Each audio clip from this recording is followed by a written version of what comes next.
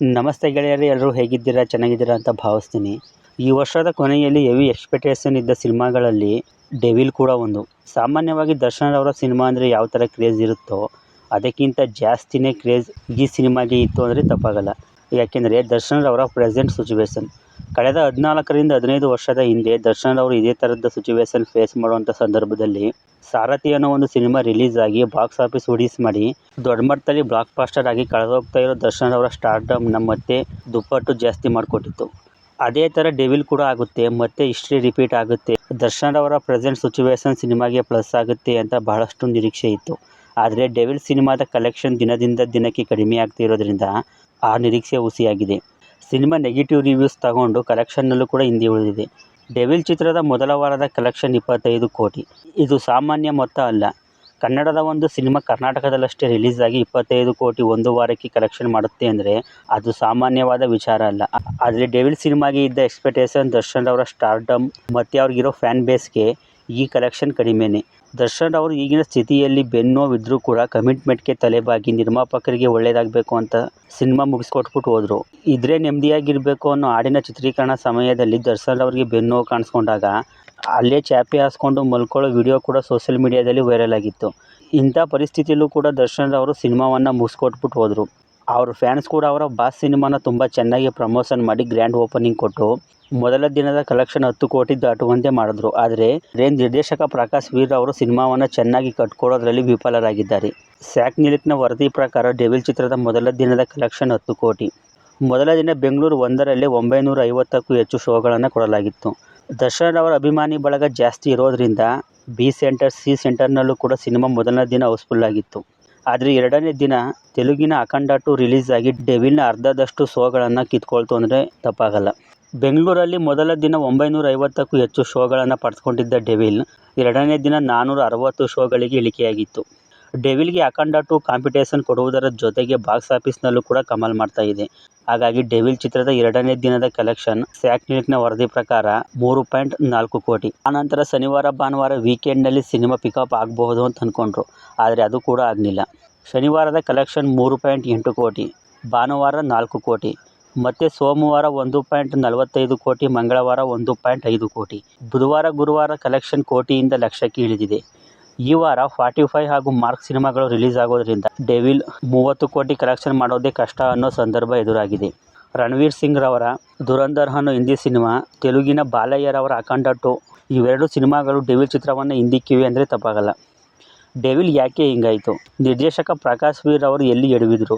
2011ರಲ್ಲಿ ಸಾರಥಿ super hit ಆಗಲು ಕಾರಣ ಏನು? ಅಲ್ಲಿ ದಿನಕರ್ ತುಗದೀಪ್ ಅವರು ಯಾವ ಥರ ಸಿನಿಮಾ ಮಾಡಿದರು ಅನ್ನೋದರ ಬಗ್ಗೆ ಸ್ವಲ್ಪ ಅನಲೈಸ್ ಮಾಡೋಣ. ವಿಡಿಯೋನ ಕೊನೆ ತನಕ ನೋಡಿ. ಗೆಳೆಯರೇ, ಮೊದಲಿಗೆ ಸಾರಥಿ ಸಿನಿಮಾದ ಬಗ್ಗೆ ತಿಳಿಯೋಣ. ಸಾರಥಿ ಅಂದರೆ ಅಲ್ಲಿ ಕಥೆಯೇ ಹೀರೋ ಆಗಿತ್ತು.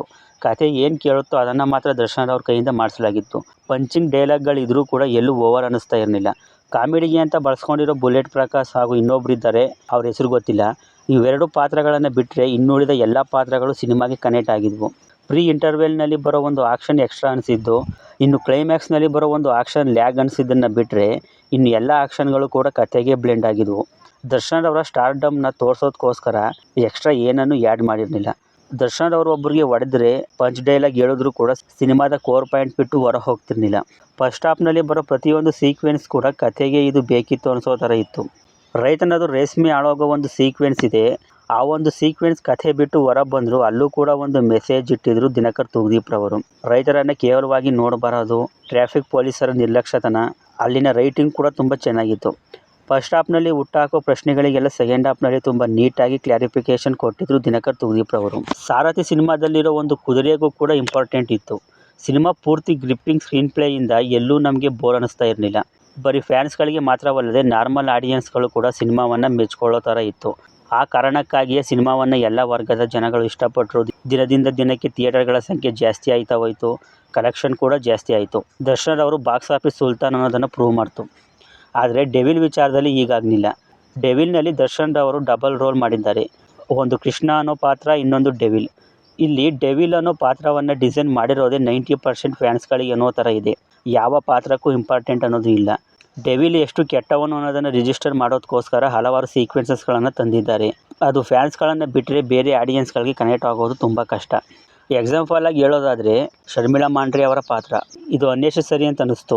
ಡೆವಿಲ್ ಎಷ್ಟು ಕ್ರೂರಿ ಅನ್ನೋದನ್ನು ತೋರಿಸೋದಕ್ಕೋಸ್ಕರ ಶರ್ಮಿಳಾ ಮಾಂಡ್ರೆ ಅವರ ಪಾತ್ರವನ್ನೇ ಡಿಸೈನ್ ಮಾಡಿದರು. ಆದರೆ ಇದು ಸಿನಿಮಾಗೆ ಬೇಕಿರಲಿಲ್ಲ. ಆಲ್ರೆಡಿ ಡೆವಿಲ್ ಎಂಥವನು ಅನ್ನೋದರ ಬಗ್ಗೆ ಆಡಿಯನ್ಸ್ಗಳು ಕನೆಕ್ಟ್ ಆಗೋಗಿದ್ರು. ಸಿನಿಮಾದ ಕೋರ್ ಪಾಯಿಂಟೇ ಪೊಲಿಟಿಕಲ್ ಡ್ರಾಮಾ. ಆದರೆ ಹೋಗ್ತಾ ಹೋಗ್ತಾ ಇದೆಲ್ಲ ನಡೀತಿರೋದು ಒಂದು ಹೆಣ್ಗಾಗಿ ಅನ್ನೋ ಥರ ಸಿನಿಮಾ ಆಗೋಗುತ್ತೆ.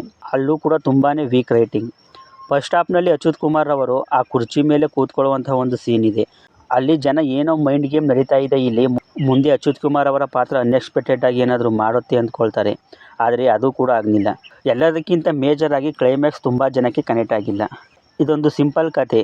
ಈ ಕಥೆಯೇ ಇನ್ನೂ ಚೆನ್ನಾಗಿ ಮಾಡಬಹುದಾಗಿತ್ತು. ತೆಲುಗಿನಲ್ಲಿ ಮಹೇಶ್ ಬಾಬುರವರ ಭರತನಿನೇನು ಹಾಗೂ ಬಿಲ್ಲಾ ಚಿತ್ರಗಳಿಂದ ಇನ್ಸ್ಪೈರ್ ಆಗಿ ಮಾಡಿದರೆ ಡೈರೆಕ್ಟರ್ ಪ್ರಕಾಶ್ ವೀರ್ ಅವರು ಅಂತ ಅನಿಸುತ್ತೆ. ಒಂದು ಸ್ಟೇಟ್ ಚೀಫ್ ಮಿನಿಸ್ಟರ್ ಅಂದರೆ ಸಾಮಾನ್ಯನಾ? ಆದರೆ ಇಲ್ಲಿ ಆ ಸೀರಿಯಸ್ನೆಸ್ಸೇ ಇಲ್ಲ. ಡೆವಿಲ್ ಹಾಗಾದರೆ ಚೆನ್ನಾಗಿಲ್ವಾ ಅಂತ ಕೇಳಿದರೆ ಕೆಲವೊಂದಿಷ್ಟು ಭಾಗಗಳು ಚೆನ್ನಾಗಿಯೇ ಇದೆ. ಆ ಪೊಲಿಟಿಕಲ್ ರ್ಯಾಲಿ, ದರ್ಶನ್ ರವರು ಒಂದು ಸ್ಕೂಲ್ನಲ್ಲಿ ಸಾಂಬಾರು ಮಾಡುವಂತಹ ದೃಶ್ಯ ಇದೆ, ಅದಂತೂ ನನಗೆ ತುಂಬ ಇಷ್ಟ ಆಯಿತು. ದರ್ಶನ್ ಅವರ ಡೆವಿಲ್ ಪಾತ್ರಕ್ಕಿಂತ ಕೃಷ್ಣ ಅನ್ನೋ ಪಾತ್ರ ಇಷ್ಟ ಆಗುತ್ತೆ. ಫಸ್ಟ್ ಹಾಫ್ನಲ್ಲಿ ಲವ್ ಸ್ಟೋರಿ ಕೂಡ ಇಷ್ಟ ಆಯಿತು. ಆದರೆ ದರ್ಶನ್ ರವರು ಒಂದು ಹುಡುಗಿನ ರೇಪ್ ಮಾಡೋದು, ಹೆಗಲ ಮೇಲೆ ಎತ್ಕೊಂಡು ಹೋಗೋದು, ಈ ಥರದಲ್ಲಿ ನೋಡೋಕ್ಕೆ ಜನ ಇಷ್ಟಪಡದೇನೆ ಇರಬಹುದಲ್ವಾ. ನೆಗೆಟಿವ್ ರೋಲ್ನಲ್ಲಿ ದರ್ಶನ್ ಅವರು ತುಂಬ ಚೆನ್ನಾಗಿ ಆ್ಯಕ್ಟ್ ಮಾಡ್ತಾರೆ. ನವಗ್ರಹ ನೋಡಿದಂಥ ಕೆಲವರು ಆ ಥರದ ಪಾತ್ರಗಳಲ್ಲಿ ನೋಡೋಕ್ಕೆ ದರ್ಶನ್ ಅವರನ್ನು ಇಷ್ಟಪಡ್ತಾರೆ. ಆದರೆ ಇಲ್ಲಿ ಸ್ವಲ್ಪ ಜಾಸ್ತಿಯೇ ಆಯಿತು ಅಂತ ಅನಿಸುತ್ತೆ ಅಲ್ವಾ. ಆ ಕಾರಣಕ್ಕಾಗಿಯೇ ಜನ ಡೆವಿಲ್ ಚಿತ್ರವನ್ನು ಮೆಚ್ಕೊಳ್ದಿರಬಹುದು.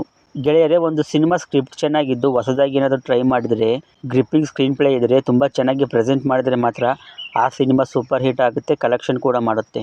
ಒಬ್ಬ ಬಿಗ್ ಸ್ಟಾರ್ ಸಿನಿಮಾ ಆದರೆ ಅವ್ರ ಅಭಿಮಾನಿಗಳು ಗ್ರ್ಯಾಂಡ್ ಓಪನಿಂಗ್ ಕೊಡ್ತಾರೆ. ಅದರ ನೆಕ್ಸ್ಟ್ ಡೇ ಶನಿವಾರ ಭಾನುವಾರ ವೀಕೆಂಡ್ನಲ್ಲಿ ರಜೆ ಇರೋದ್ರಿಂದ ಜನ ಸಿನಿಮಾಗೆ ಬರ್ತಾರೆ. ಈ 3 ದಿನ ಬಿಟ್ಟು ಸೋಮವಾರದಿಂದ ಕಲೆಕ್ಷನ್ ಹೇಗಿರುತ್ತೆ ಅನ್ನೋದರ ಮೇಲೆ ಆ ಸಿನಿಮಾ ಹಿಟ್ಟ ಇಲ್ಲ ಫ್ಲಾಪ್ ಅಂತ ಗೊತ್ತಾಗೋದು.